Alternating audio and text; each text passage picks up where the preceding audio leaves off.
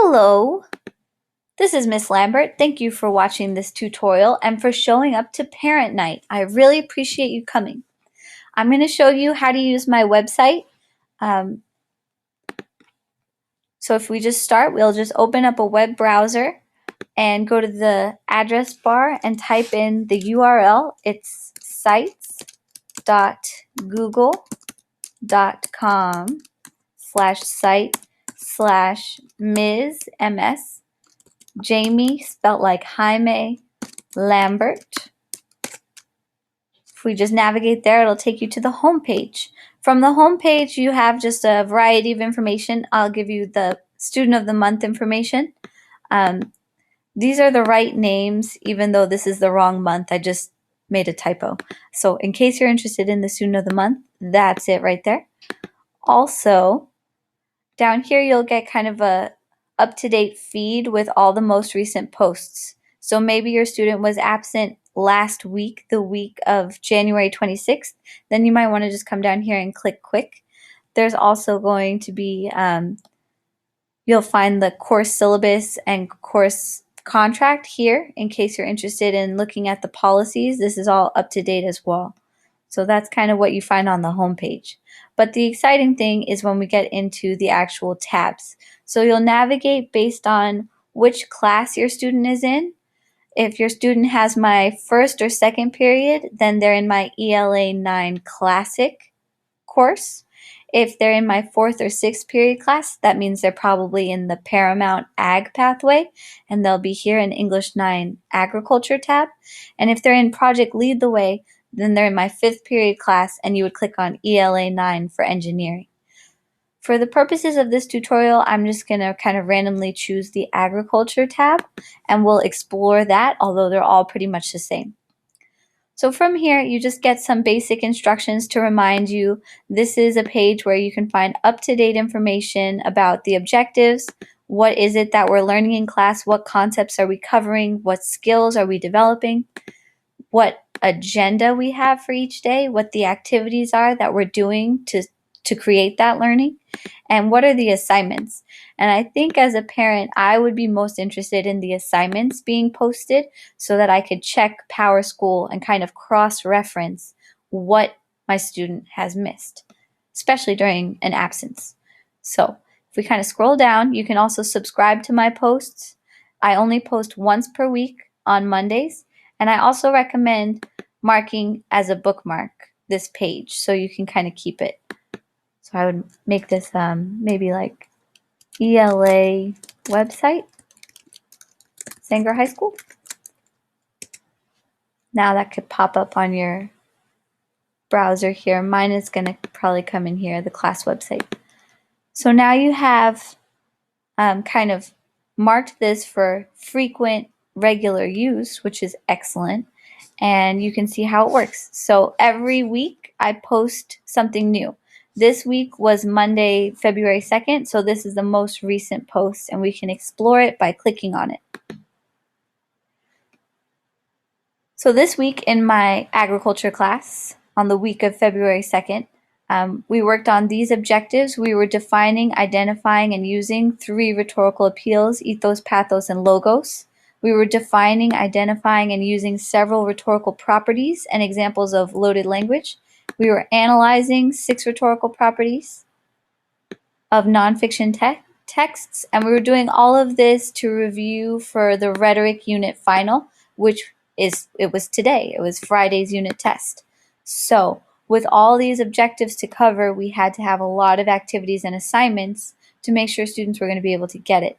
These are the attachments. They're all the assignments and descriptions of the activities. The one that is the most important for students to have access to and for parents to be aware of is the student schedule.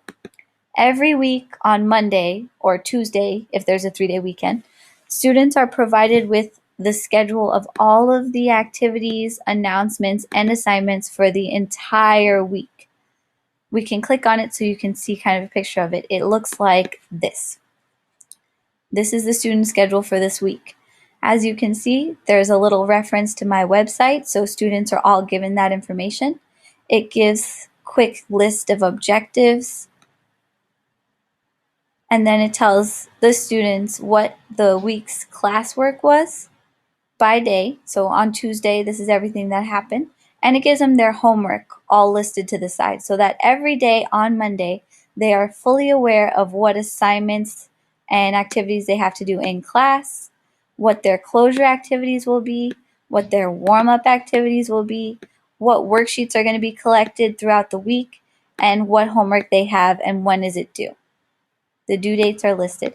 The information about when intervention is held and when tutorial is held and where intervention is held is also listed in this little side column with the date. So let's say that as a parent, if it was me, maybe I'm interested and I happen to have access to a home printer. I would then want to download this so that it's on my computer so that I could reference it. I could then take a look at it throughout the week on my phone or on my tablet or on my laptop and talk to students about what they're learning in class to continue discussions that might have been interesting throughout school to kind of bring that home and reinforce it. I, as a teacher, would love to hear that parents were using the website for this purpose. Also, if I wanted to, I could then print this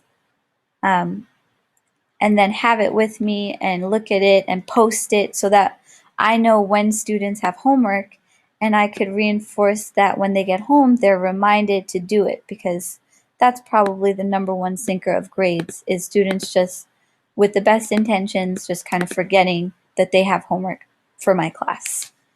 So that's the student schedule, super important. Always available on the current post of my website. Then I want to get out of this. I'll go back. So besides the student schedule, which gives you all the list of activities, let's say your student is absent on a given day. Let's say your student was absent on Wednesday. On Wednesday, we happen to do a lot of things. We have 3 attachments for Wednesday.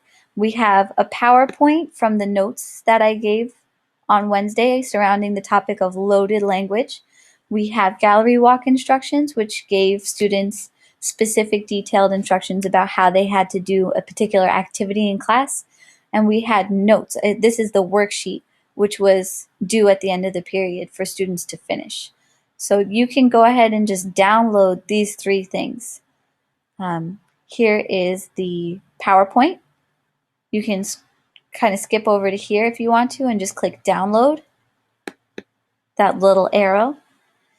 That should cause the file to download to your computer, and the PowerPoint is right there ready to go, so that even if your student is sick at home, if they have access to a phone or to a computer, they'll be able to see the notes that they missed. I'm hoping also to create little tutorials like this so that there's even my voice and teaching and commentary and examples recorded over the PowerPoint slides so that students who are absent can get something close to the full experience of being in the classroom. So you have your PowerPoint, you even have the loaded language gallery walk notes. So you can download that, and this is the worksheet that they've missed that they know they need to complete that was due. So they can download that, and if they have access and they're able, they can just use the PowerPoint. Oops, that's the wrong PowerPoint. They could just use the PowerPoint that you've downloaded to answer the questions by typing right in here and then printing and handing it in, or even emailing it to me from home. So that's how you could use That's how you can use the website to find out what your student is missing, what your student is learning about, how your student can keep up. There are always excellent resources on here. I put every example up here. For example, instead of creating posters, we wound up creating infographics, these kind of fun online posters. And here's a sample. I also posted to my website the tutorial. If you look through, like, these highlighted sections are usually technology tutorials. This is a tutorial for how to create and submit those kinds of infographic posters. So there's a lot of great information on here. And if you ever have a question, my